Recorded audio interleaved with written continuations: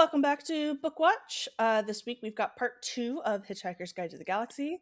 We're coordinating our probability drive to take us to the center of Horsehead Nebula, or the plot. Alternatively, we're going into the plot this week. According to the Hitchhiker's Guide, there's a good amount of differences, but mostly similarities between the 1979 book and the 2005 movie, and we're going to get into those today. I'm Jordan. I'm Sarah Day. And I'm Chris. And we will get started right after these wretched messages. I think that was a pretty good Alan Rickman impersonation. Thank you very much. Okay, so we're just gonna go through the plot big point by big point. Chris, since you love this property, if I miss stuff, please jump in and fix me, because I was doing my best to get everything, but I know I missed some stuff. So first thing, we meet our POV character Arthur. He is striking against the Union bulldozer workers who are trying to bulldoze his house to create a highway bypass. He's laying in front of the bulldozer. He doesn't want to be here. And then his buddy Ford, Prefect, secretly an alien, comes and takes him to the pub because he knows that the whole Earth is going to be bulldozed to create a hyperspace highway bypass. And he's like, hey, we're all gonna die in 12 minutes, so let's go have a couple of drinks at the pub. And that's kind of the opening to the movie. Is right off the bat, we're just very confused and jumping right into it. I think the main book difference. did a really good job with. I liked the way that Ford Prefect talked the workers into basically going on strike in like laying down in front of the bulldozer for him. I was like, oh, that's kind of missing, but and then he goes to the bar and they need the alcohol apparently for this the teleportation stuff and the salts and all that, and so that all made sense. But I thought that was a little bit of a miss to not go with that part of the book story. He just gave them all beer instead. That's a glaring difference right off the bat, is that he doesn't spend the time to convince them and like use logic, and it's just like, oh, give them some beer because they're going to it just takes away from the scene a lot, I felt. And I mean, some of the stuff, a lot of that scene happens inside of like the head of the construction foreman. Like he's apparently some descendant of Genghis Khan, and so he's got certain things that the book is talking about being in his head happening in that moment. But he's like so distantly related that he doesn't know why he's feeling this way. And so, I mean, a lot of this book happens inside the minds of certain people and like different point of views that you don't get the access to in a film medium. I do appreciate though that they kept like the tangents until when he's introduced to, the space and aliens and the Hitchhiker's Guide, and that we don't really get any of that kind of backstory until this journey really begins. Right. And obviously, the beginning of the movie is the dolphins leaving Earth, and that's how they open the credits too. It's a great credit opening, yeah. It's pretty great. And they sing their whole song. Yeah. And that's a big change too, because we don't really get that nugget until the end of the book. Yeah, that might be right. Yeah. Yeah, I think that immediately I was like, oh god, this movie is going to be like the book, because all the tangents and jumping back and forth in the timeline, like it makes sense to show the dolphins leaving Earth because they also know that Earth is going to end, and then we go right into Ford warning Arthur and everybody in the pub that Earth is going to end. So it makes sense to show them, like, if they're the second smartest species on Earth, that they would be aware of it and they would choose to leave to avoid it. But yeah, I think that I was like, hey, didn't I just listen to that in the audio book? And then now it's the first at the end of the book, and now it's the first thing we're seeing in the movie. So I was like, oh Lord, this is going to be a journey. The fact that they use dolphins' performances as like them trying to communicate with humans to let us know that your world's about to be destroyed. But through all, they're like, dude, they did a double backflip through a hoop while getting whatever, and it was like that's them trying to communicate with us, and it did not work. So yeah, well, we're only the third smartest species, so we just couldn't understand them. we're apparently far below them.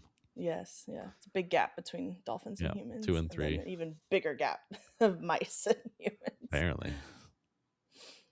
Uh, so okay, so the Vorgons are the alien species that's coming to actually do the demolition of Earth, and so that's the type of ship and the first type of like alien-looking alien species that we run into when Ford grabs Arthur and like sticks his thumb up and hitchhikes onto one of their ships. They're taken prisoner, and then the Vorgons have the second worst poetry in the universe. Third. Yes, third worst Third. poetry in the universe. But the first one Um, was destroyed when Earth was, so there's only one yes. other So they at that became point. second. Yeah, okay. Yes. So they were third, and then Earth got destroyed, and then they became the second worst poetry in the universe. And so I'm sure it they're was made up, but I think that it would have been hilarious if that had been a commentary on someone on Earth's actual Yes. poetry. that would be so funny, actually. Um, they they being Arthur and Ford are being tortured by having Vorgon poetry read aloud to them. And then the Vorgons are like, "Oh, you guys are messing with me," because they start talking about like, I actually kind of liked it. Like, it's pretty good, and trying to like get out of the situation by complimenting the poetry. And the Vorgon being self-aware, knowing that they have the now second worst poetry in the galaxy, was like, "You're full of it. Into space. Goodbye. You're out of here." And so So then the guy dumped into space. I Ford's want to back up. reaction throughout the whole thing, he's over there like very viscerally reacting to all the poetry, whereas Arthur's just sitting there listening and like, well, it wasn't so bad. I Yeah. thought it had this certain quality to it. I want to back up to when they first arrive, because the movie did a really good job of encapsulating what this book, like the vibes are when it's showing the ships and it's zooming out, and then it zooms out some more, and then it keeps zooming out, and then it keeps zooming out, and then you see the whole planet surrounded by the spaceships. But like the way the music was going, and you think they're done zooming out, but then it starts zooming out again, and then you think they're done zooming out, and so on and so forth. It's just that it's just really cool to see how this movie captured the vibes of the book and pulled it from the page and threw it onto a screen. And that felt very much like how you would down a skyscraper with very controlled explosions, and they had the whole Earth covered in these devices, and they were able to basically destroy the Earth without a big bunch of mess. And so it was kind of interesting to see that Yeah. method of Mhm. destruction. Yeah, and like we get more scenes with the Vorgons later in the movie and later in the book too. But I like their description about them like loving bureaucracy, and you know Arthur makes the joke later, like, "I'm British. I know how to queue.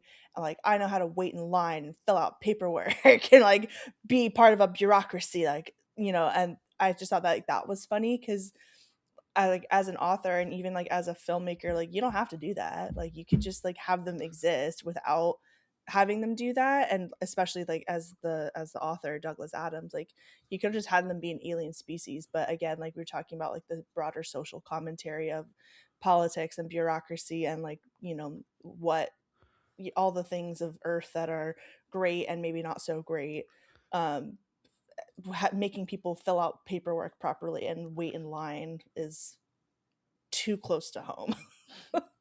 The Vorgons wouldn't even lift a finger to help their grandmother unless the documents were filled out in triplicate, signed, put on display, lost, found again, publicly ridiculed, and then recycled for gardening Mulch or or something. something. Yeah, Yeah. mold. Yeah. I thought I was saving that line, trying to memorize that line for something. So that like, that'd be a good one to use at work one of these days. Yeah. So Arthur and Ford get dumped into space by the Vorgons after failing to respect their poetry properly. And then they get picked up by Zaphod Beetlebrooks and Trillian, who is actually also a human, Trisha McMillan, who was plucked up off the Earth by Zaphod at the party that we mentioned last week, where Arthur was talking to her and really liked her and was like falling head over heels. And then she wanted him to go to Madagascar, and Zaphod was like, "Well, I'm an alien. I have a spaceship. Come with me." And she was like, "Okay." And she went with him, and she was so. Arthur and Trisha Trillian are now quite literally the last two people from Earth in the galaxy. Just figured out how to pick up British chicks. Tell them you got a spaceship. But that is, yeah, a big part of the story is that the president doesn't want Trillian to know about the planet destruction. And apparently in the movie, he's the one that signed the orders to destroy the Earth. So she definitely has a lot of animosity towards him once she finds that out. Yeah. But she doesn't find out until she's being held prisoner by the Vogons because she was suspected of kidnapping the president of the universe, even though he kidnapped himself. Yes, he kidnapped himself and also stole his own ship that they are currently on, right? Yeah. Like The infinite probability drive is the first of its kind, and they stole it in order to find Magrathea and all the riches that he assumes to go along with that, but also to find the answer to the question in the film is more what he says he wants to do.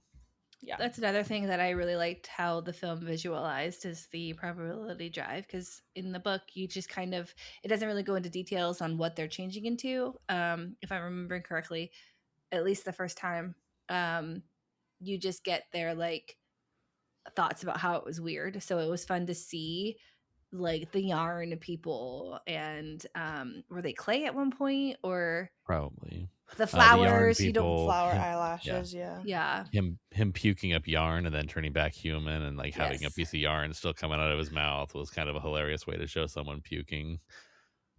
Yeah, that was great. So I do like everything they did with the probability drive. I mean, there was more of it in the book, but I think that that's a hard thing to just put into a visual medium. So I think it worked well for what we were seeing here. Yeah. And then I don't remember this in the book. Maybe I was like zoned out while I was listening to it, but there was something. I remember the book mentioning how there was an alien species who thought that their planet was basically a booger snot rocket that came out of like the creator, and that they were waiting for the handkerchief to come and like restore them and like come and like be their savior. And so we visit that planet, and like John Malkovich is the leader of this weird like booger cult. And then he and Zaphod strike a deal, and Zaphod loses his second head, which is like not how I pictured the two heads. Like, I guess it makes sense because he like is supposed to be more humanoid, but I thought it was like the traditional Double-headed two person, heads, double-headed person, but it's more of a two heads double-headed person. So his neck of head one is actually just his head two. Listeners, you can't see the motions that Jordan is using to help describe Please go watch this. the YouTube. Yeah, go subscribe on YouTube so you can see me using my hands and tilting my body. I too have made some weird movements when I was talking about Ford Prefect's reaction to poetry. So there's a lot of visual storytelling happening here. You that guys are missing out. You got to get to YouTube. The booger handkerchief cult definitely was pretty hilarious. I think that was meant to be very much a commentary on cult behavior somewhat too, and the way cults can form over almost anything, and the belief of cults and stuff. So I thought that was a fun little visualization of that, and the way they pray, and then they have their at-chew at the end instead of an amen. It's kind of was hilarious. I don't know if that was in the book though. Do you guys remember? Was the booger cult in the book? I don't think so. I don't think they actually visited the booger cult. No. Yeah.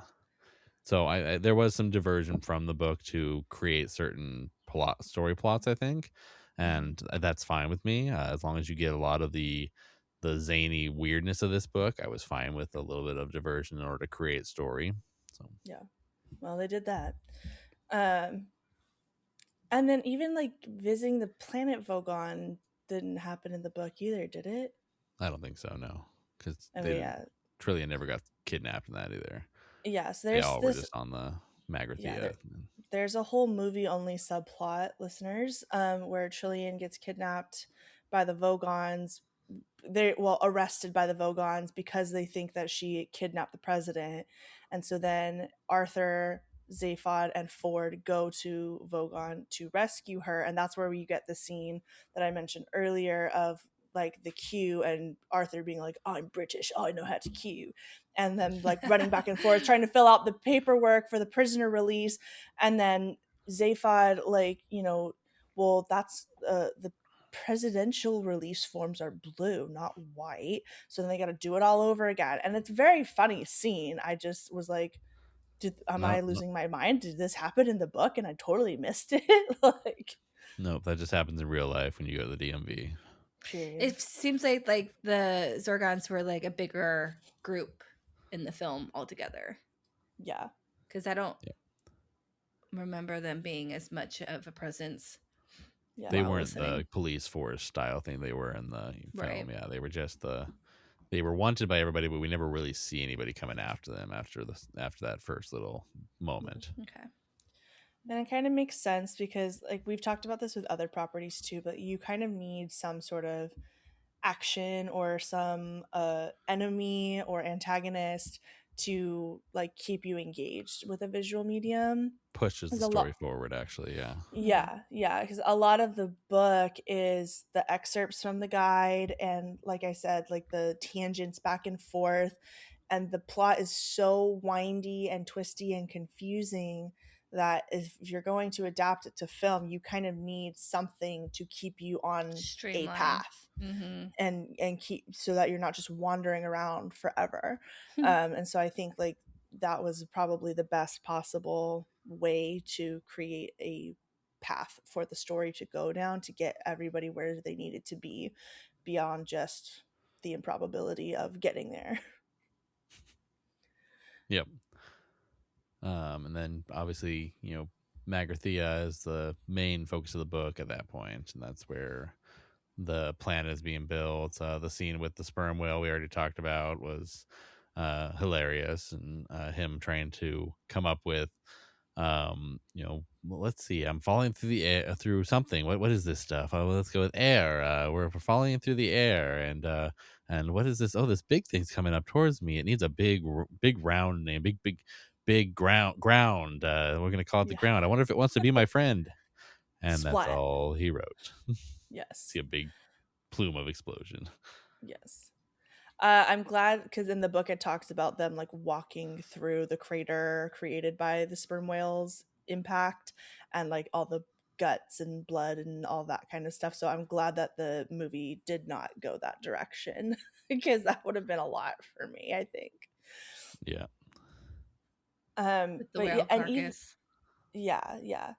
And even this next set of scenes in the movie and the book was also confusing because you really diverge into two separate POVs and like timelines of experiences of what's happening at the same time. So Arthur meets um Slarty Bartfax uh and gets to like get all the exposition of what is Magrathea, why is Magrathea a big deal, deep thought, all like the mice running Earth, like Earth actually being a supercomputer to figure out the question of the universe, life, and everything, since they have the answer of 42. And he's getting all of that exposition, and then Ford, Zaphod, and Trillian are doing something else. I still am not really clear what they were supposed to be doing in the book, but in the movie, they find the gun from the booger cult leader, John Malkovich, that he wanted this gun to like make everybody. If you shoot this like ray gun at people, it makes them see things from your point of view. So obviously, for a cult leader, what a tool to have at your disposal to just force people to agree with you and think the way that you think. But they're having a little back and forth there, and Trillian's having this like existential realization that like, no, Arthur is the type of person that I want to be with. Like Zaphod actually kind of sucks. And I love then that they she has all, that epiphany by shooting Zaphod, and Zaphod has the yes, epiphany showing her how she's feeling. yes, which is fascinating. How like sometimes it takes Seeing it from somebody the outside. else yeah, Mhm. like in that other, like stepping out of your own self and looking at it from another person's point of view, lol, to know what you are thinking and feeling. So that I thought that was very really fascinating to do that, because again, I don't think that was in the book, question mark. No, the gun was not in the book at all. Okay, so She yeah, starts so to just, come around on Arthur, but that's not in yes, the book at all. Yeah. yeah, so they're just making stuff up at this point. um, but we do get back to there was a dinner, and the mice are there, and they're talking to Arthur, and they're like, you know, again, what a political commentary, where like, we don't actually really care about figuring out what is the ultimate question of the universe, life, and everything. We just want to be famous back in our home dimension, so we can take you or your brain with us. And like, there's like a bunch of different, news stations and TV shows that want us on for interviews. So we're going to strap you to the chair and cut your brain out to take back as evidence. In um in the book, they offer to buy his brain basically and replace it with an yeah, electronic brain, and he's like, "No, I'm pretty attached to it." And yeah. ultimately, they don't take his brain, but or don't even try in the book. But the Yeah, visual of him having to fight from losing his yeah, brain there was pretty great, and then eventually yeah. squashing the mice back into their human forms. Yes. Well, and then he also like gives them a question to use for the purposes of going back and making themselves famous in their home dimension. Like, we don't Yeah. know if that's actually the question of the universe, life, and everything, but that's good enough for them to be like, oh, you know what, we can use that. We'll skedaddle, we'll go back. And then they talk to the Magrathians, and they're like, well, it's already kind of paid for. We're already kind of almost done with Earth 2.0 to finish the mice's experiment. So I guess we'll just put it back where it belongs. And the movie has the fun visual of everything kind of being zapped back to life exactly how it was. So, like, all the people from the pub, the animals, like the dolphins, come back down to earth, back into the oceans and stuff. And it's like it never disappeared at that point. Yep. During the moments before that, when the Volgons are trying to come and arrest for Zaphod and are Hmm. shooting at everybody, some of my favorite moments there were when Ford Prefect runs around the corner with his towel, and the Volgons start running away. He's got a towel. He's got a towel. And That's then fun. they go I back love around, Marvin's and hero moment there. yeah, Marvin Yeah. gets shot in the back of the head and falls, and you think Marvin's gone, and then the gun is also left next to him. That makes people feel what your point of view, and so in the end, he shoots all the Volgons with like some sort of expanded, like he had a little like filter on it to shoot one person. He opens it up and shoots every one of the Volgons, and they all Hmm. feel his depression. Despair. So his manically Yes. depressed. How do you His do? melancholy. What do you think it feels like to be a manically depressed robot? Until they all got to feel that. And so they all fall over and wallow in their sadness while the earth gets rebuilt and put back into place. Hmm. But Marvin makes one big change to the earth. He wants to not be on it. He Well, as stays on the Arthur. ship. Oh, yeah, sorry. Arthur. Arthur. Yeah. Yeah. Arthur makes that one big change and decides to stay with Trillian on The the ship crew. and go. Yeah. Yeah. They end up saying, Ford says he knows a great restaurant at the end of the universe. So Yep. they head off just to do that. And that is the second book. I have not read past the first book. I need to actually go in and read the rest of the books. I think they're going to be just as fun. But You have fun with um, that, Chris. I was gonna I'll, say, I'm like, I'll, I will listen to your summaries, King. I'll report back. Please Sounds do. good. um, yeah, so we kind of talked about, there's a lot of scenes that got added into the film that were not happening in the book. Are we glad that they're there? Chris, especially, do you wish that they had like kept it strictly like more close to the book? I appreciated the movie in general, like, because you can only have so many different points of view happening at the same time on screen. So that alone streamlined it for me and made it easier for me to understand what the hell was going on, and like who everybody was and what they were doing. So I appreciated having the visual medium to make everything line up a little bit better. But there was still some changes that made me confused because this wasn't in the book, or this was in the book and it's not there. Like, what do y'all think? Well, Douglas Adams was involved in the writing of the screenplay, so I can get behind that. It goes back to Percy Jackson and all these other things where the creator is involved. We tend to like what they do, even if it's makes us a little worried at first when we see certain things. But I think that he was able to give it a vision that kept it within his parameters that he wanted for the story and gave it a full storyline. So I was fine with it. I like that part of book to movie transitions sometimes, where as long as they're telling a good story, I can get two good stories out of the same story. So Yeah, I think that the added scenes helped streamline the story and make it it added to the plot, and it got us from point A to point Z, whereas we're not just aiming wandering the universe, and we actually had things to do along the way. Yeah. So do you guys think you prefer the movie to the book, or book to movie, or they're both pretty equal? I think I like the Team movie book. better, but I watched it first and I kind of grew up with it, so I might be a little biased there. Yeah. Team book for sure. I liked the zaniness of the book. I have the Ultimate Guide up here, which actually has all of the books in it in one big book, and then I also have Nice. a couple copies of the some of the other books that I'm in collecting of the trade paperbacks of the smaller books. But. Yeah, I read the book and watched the movie for the first time for the podcast, so I have like zero attachment to either of them. And I definitely like the movie better, but I don't think I'll rewatch it ever again. And I definitely won't reread the book ever again. No, I think I'd pass an on Apple that. TV show, really diving into the real craziness of the story, really give us that full comprehension of the Hitchhiker's Guide. Yeah. You have fun with Jordan, that. You're gonna jump in there with me, yeah? You have so much fun with that. I will be rereading Throne of Glass for the 5th time. You have fun with that. 5th time? That's you're falling behind. Not all of us listen to audiobooks at work, Christopher. I know. Oh, fair enough. That's not fair. By the way, the restaurant's at the other end of the universe. Oh. I was going to mention that, but all right. Well, do you guys have any final thoughts, comments, questions, concerns, answers about life, the universe, and everything? Or are we wrapping this up? What's the question? I need to know. What's the question? You literally have the books. You can read the books and figure it out. It's not in there. Well, we gotta let the program run.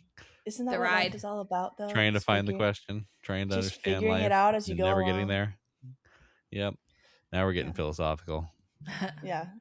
For any young listeners out there, everybody you know is just trying to figure it out as they go along, because every day is your first day at that age. So you actually, none of us have any idea what we're doing, and that's okay. That's just part of being human. Should we do our bookmarked moments? Yes. My bookmarked moment is just every scene with Marvin. Same. Specifically, the door. I was actually kind of gonna say the same thing. So like Marvin's character design is just top tier. Yeah, I think I'll narrow it down to when we first meet him and he's complaining about the doors, because the doors are kind of sentient on the ship. And they're sigh every time he goes through the door. Thank you so much for opening me. Wow.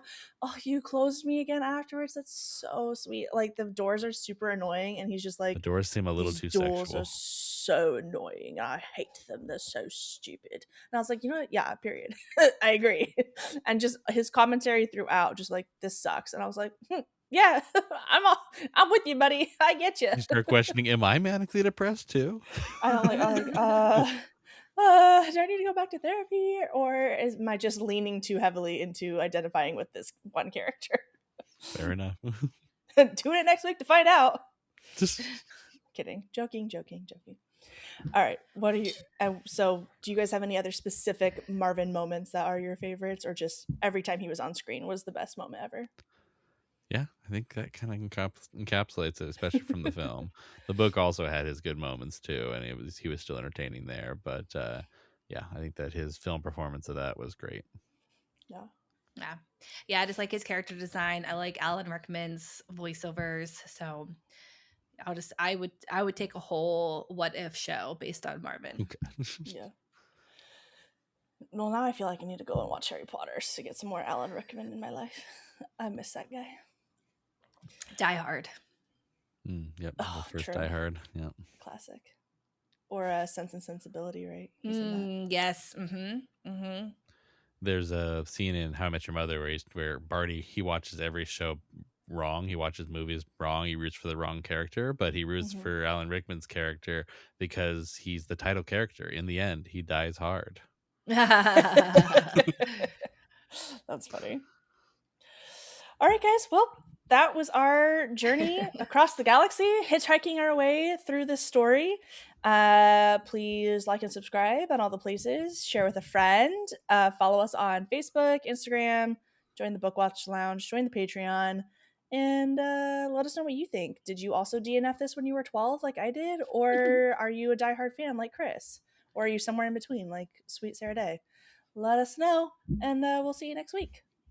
Bye. Bye. That's a wrap for today's episode of Bookwatch. I hope you enjoyed this journey into the world of page-to-screen adaptations. If you loved today's episode, don't forget to subscribe, review wherever you listen to podcasts, and share it with your fellow book and movie lovers. If you'd prefer to watch along, you can check the show out on YouTube. You can follow the show on Instagram at Bookwatch Podcast, and you can follow me, Sarah Day, on Instagram at captain.mcdee. That's MCDEE. You can also join the conversation in the Bookwatch Lounge on Facebook at www.facebook.com/groups/bookwatchlounge. If you would like to support the podcast, you can join the Patreon at www.patreon.com/bookwatchpodcast.